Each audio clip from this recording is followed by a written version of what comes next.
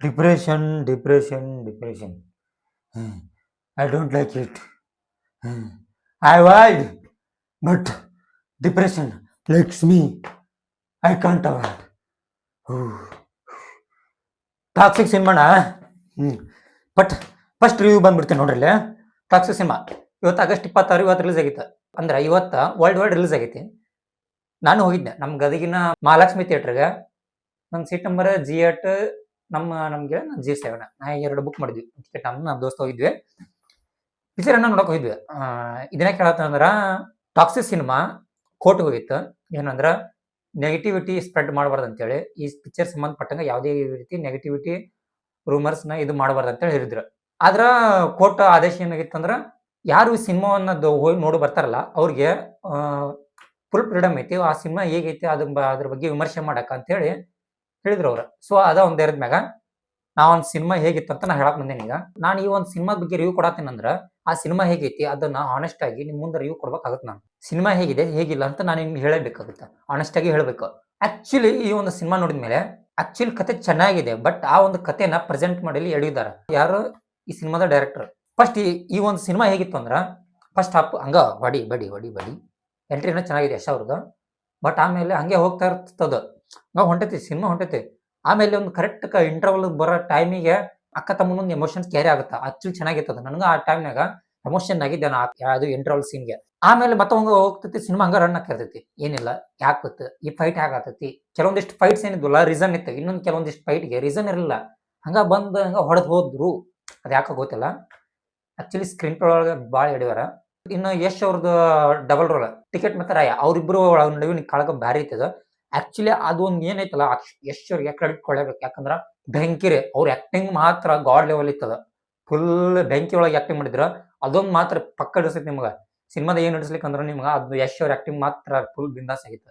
ಆ ರೀತಿ ಅವ್ರು ಹಾರ್ಡ್ ವರ್ಕ್ ಎಲ್ಲ ಕಾಣಿಸತೈತಿ, ಆ ಮೂವಿ ಎದ್ದು ಕಾಣಿಸತೈತಿ. ಬಟ್ ಹಾರ್ಡ್ ವರ್ಕ್ ತಕ್ಕಂಕ ಸರಿಯಾಗಿ ಎಕ್ಸಿಕ್ಯೂಷನ್ ಆಗಿಲ್ಲ. ಆ ಒಂದು ಏನು ಫಿಲಮ್ ಸ್ಕ್ರೀನ್ ಪ್ಲೇ ಅಂತ ಹೇಳ್ತೇವೆ ಅಥವಾ ರೈಟಿಂಗ್ ಅಂತ ಹೇಳ್ತೇವೆ, ಭಾಳ ಅಂದ್ರೆ ಭಾಳ ಸ್ಟಿಲ್ ಸರಿ ಅನ್ಸಿಲ್ಲ ಅದು. ಯಾಕೋ ನನಗೆ ಗೊತ್ತಿಲ್ಲ. ಆಕ್ಚುಲಿ ಎಕ್ಸ್ಪೆಕ್ಟೇಷನ್ ಜಾಸ್ತಿ ಇಟ್ಕೊಂಡು ಹೋಗಿದ್ದಕ್ಕ ಈ ರೀತಿ ಅನ್ಸಾತೈತಿ ಏನ್ ಗೊತ್ತಿಲ್ಲ ನನಗೆ. ಒಟ್ಟ ನಮ್ ಕನ್ನಡ ಇಂಡಸ್ಟ್ರಿ ಒಳಗೆ ಯಶ್ ಅವರು ಟಾಪ್ ವರ್ಲ್ಡ್ ಇದಾರ, ಅದೀಗ ಮ್ಯಾಚ್ ಮಾಡೋಕ್ಕಾಗಲ್ಲ. ಯಾಕಂದ್ರೆ ಆಲ್ರೆಡಿ ಅವರು ಆಲ್ ಓವರ್ ಇಂಡಿಯಾ ಅಲ್ದ ಬೇರೆ ಒಂದು ವಿದೇಶದೊಳಗೆ ಅವ್ರು ಆಲ್ರೆಡಿ ಅವ್ರದ್ದು ಫ್ಯಾನ್ ಫಾಲೋವಿಂಗ್ ಆ ಲೆವೆಲ್ಗೆ ಅವ್ರು ಬೆಳೆದಾರ. ಅವ್ರೊಂದು ಸಿನಿಮಾ ಅಂದ್ರೆ ನಾವು ಎಕ್ಸ್ಪೆಕ್ಟೇಷನ್ ಜಾಸ್ತಿ ಹೇಳಿದ್ರೆ ತಪ್ಪೇನಿಲ್ಲ. ಹೋಗಿ ನೋಡ್ತೇವೆ ಸಿನಿಮಾ, ನಮ್ಮ ಮತ್ತೆ ಎಕ್ಸ್ಪೆಕ್ಟೇಷನ್ ಇಟ್ಕೊಂಡು ಹೋಗಿ ನೋಡಿರ್ತೇವೆ. ಬಟ್ ಆ ಸಿನಿಮಾ ಆ ರೀತಿ ನಮಗೆ ರೀಚ್ ಆಗಲಿಲ್ಲ.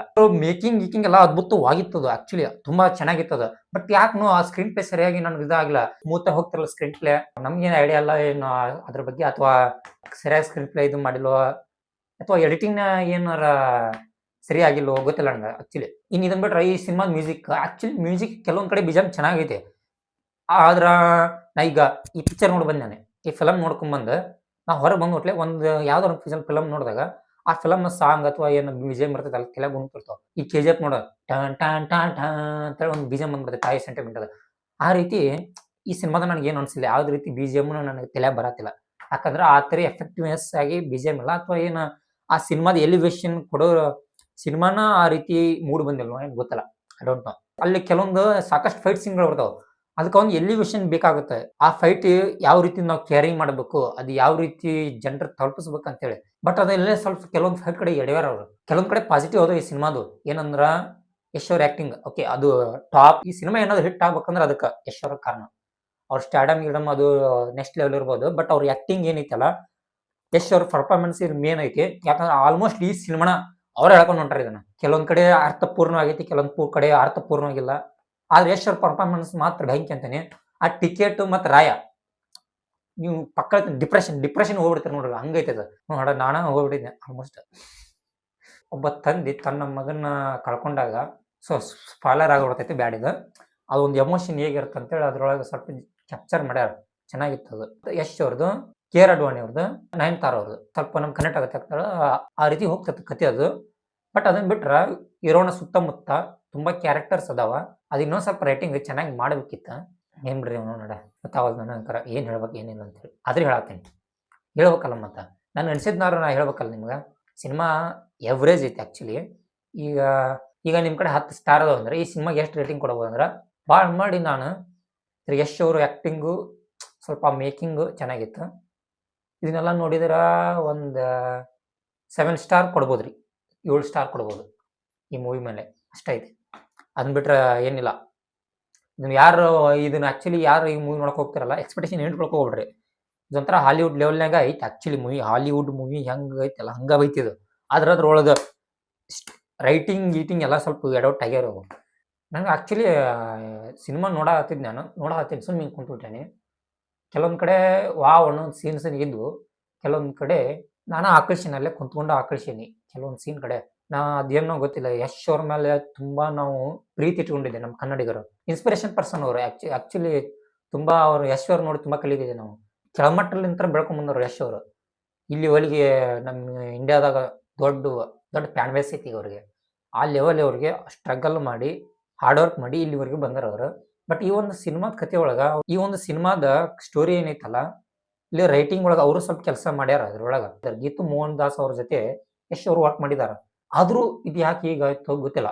ಅದೇ ಹೇಳಿದ್ನಲ್ರಿ, ಕರೆ ಹೇಳ್ತೀನಿ, ರೈಟಿಂಗ್ ನನಗೆ ಅಷ್ಟೊಂದು ಇದು ಅನ್ಸಿಲ್ಲ. ಎಡಿಟರ್ ಯಾರು ನೋಡ್ರಿ ಸ್ವಲ್ಪ ಭಾಳ ಐತ್ರಿ, ಸ್ವಲ್ಪ ಬೇಸರ ಆಗೈತಿ. ಯಾಕಂದ್ರ ನನಗೆ ಈ ಮೂವಿ ಮೇಲೆ ಭಾಳ ಎಕ್ಸ್ಪೆಕ್ಟೇಷನ್ ಇಟ್ಟಿದ್ದೆ ನಾನು. ಅವನು ಅಲ್ಲಿ ಹೋಗಿ ನೋಡ್ತೀನಿ, ಒಂದು ಲೆಕ್ಕ 50-50 ಆಗ್ಬಿಡ್ತಿದ್ದು. ಏನು ನಾವು ಅರ್ಥ ಮಾಡ್ಕೊಂಡಿಲ್ಲ ಆ ಸಿನಿಮಾನ ಕರೆಕ್ಟಾಗಿ, ಸ್ಟೋರಿನ. ಆಕ್ಚುಲಿ ಸ್ಟೋರಿ ಚೆನ್ನಾಗೈತೆ, ಅದು ಕರೆಕ್ಟಾಗಿ ಕನೆಕ್ಟ್ ಆಗೋಗುತ್ತಿಲ್ಲ ಮೂವಿ, ಯಾಕೆ ಅನ್ಬೇಕು ಗೊತ್ತಿಲ್ಲ. ರೈಟಿಂಗ್ ಎಲ್ಲ ಪ್ರಾಬ್ಲಮ್ ಇದೆ. ಅದು ಆಕ್ಚುಲಿ ರೈಟಿಂಗ್ ಈ ರೀತಿ ಇದ್ದಾಗ ಈ ರೀತಿ ಬರ್ತದೆ. ಮತ್ತು ಸ್ಕ್ರೀನ್ ಪ್ಲೇ ಏನು ಕೇಳ್ತೀವಿ ಬರೀ ಆಗಲೇ ಹೇಳಿದ್ನೆ, ರೈಟಿಂಗ್ ಸ್ವಲ್ಪ ಇದಾಗೋಗಿತ್ತು. ಯಶ್ ಅವ್ರ ಆಕ್ಟಿಂಗ್ ಅಂತ ಬೆಂಕಿ ಅಂತಾನೆ. ಅದೇ ಹೇಳಿದ್ನಲ್ಲ, ಈ ಮೂವಿ ಏನು ಗೆಲ್ಬೇಕಂದ್ರೆ ಯಶ್ ಅವ್ರ ಕಾರಣ, ಯಶ್ ಅವ್ರ ಆಕ್ಟಿಂಗ್ ಕಾರಣ. ಯಾರ್ಯಾರು ಮೂವಿ ನೋಡ್ಕೊಂತಿರಲ್ಲ 100% ಹೇಳ್ತೀನಿ, ಹೋಗಿ ಮೂವಿ ನೋಡ್ರಿ. ಇದನ್ನ ಇಂಥ ಮೂವಿ ಎಕ್ಸ್ಪೀರಿಯನ್ಸ್ ಮಾಡ್ಲೇಬೇಕು ನೀವು ಜೀವನದಾಗ. ಇದನ್ನ ಪಾಸಿಟಿವ್ ಆಗಿ ಹೇಳತ್ತೀನಿ. ಆಕ್ಚುಲಿ ನಾನು ಪಾಸಿಟಿವ್ ಆಗಿ ಹೇಳತ್ತೀನಿ ಈ ಒಂದು ಈ ಮೂವಿ ನೋಡ್ರಿ ಅಂತ ಹೇಳಿ. ಯಾಕಂದ್ರೆ ಈ ಮೂವಿ ಒಳಗ ಕೆಲವೊಬ್ರು ಒಂದಿಷ್ಟ ಆಗ್ಬೋದು, ಇನ್ನೊಬ್ಬರಿಗೆ ಇನ್ನೊಂದು ಇಷ್ಟ ಆಗ್ಬೋದು. ಆ ರೀತಿ ಕೆಲವೊಂದು ಸೀಕ್ವೆನ್ಸ್ ಇದಾವ ಇಲ್ಲಿ. ಇದ್ರೊಳಗ ಅಕ್ಕ ತಮ್ಮನ ಬಾಂಧವ್ಯ ಇರ್ಬೋದು, ಈ ಕಡೆ ತಂದಿ ಮಗನಿದ್ದು ಸೆಂಟಿಮೆಂಟು ಆಕ್ಚುಲಿ ಚೆನ್ನಾಗಿ ಕ್ಯಾರಿ ಮಾಡಿದಾರೆ ಅದನ್ನ. ಕ್ಲೈಮ್ಯಾಕ್ಸ್ ನೋಡಿದ್ರ ಮಾತ್ರ ಶಾಕ್ ಆಗ್ತೀರಿ ನೀವು, ಪಕ್ಕ ಹೇಳ್ತೀನಿ ನಾನು. ಯಶ್ ಅವ್ರ ಪರ್ಫಾರ್ಮೆನ್ಸ್ ಹಂಗಿತ್ತಲ್ಲೇ. ನಾವ್ ಯಾರನ್ನ ವಿಲ್ಲನ್ ಅನ್ಕೊಂಡಿವಿ, ಅವರು ಎಲ್ಲ ಒಂದೇ ಯಶ್ ಅವರೇ. ನನಗೆ ಆಕ್ಚುಲಿ ಯಶ್ ಪರ್ಫಾರ್ಮೆನ್ಸ್ ಬಿಟ್ರೆ ಬೇರೆ ಏನು ತಲೆಯಾಗ ಬರತ್ತಿಲ್ಲ.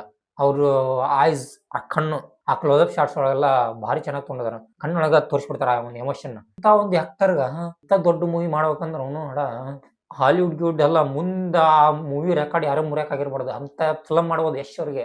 ಅಂತ ಒಂದು ಟ್ಯಾಲೆಂಟೆಡ್ ಇದಾರ ಅವರು.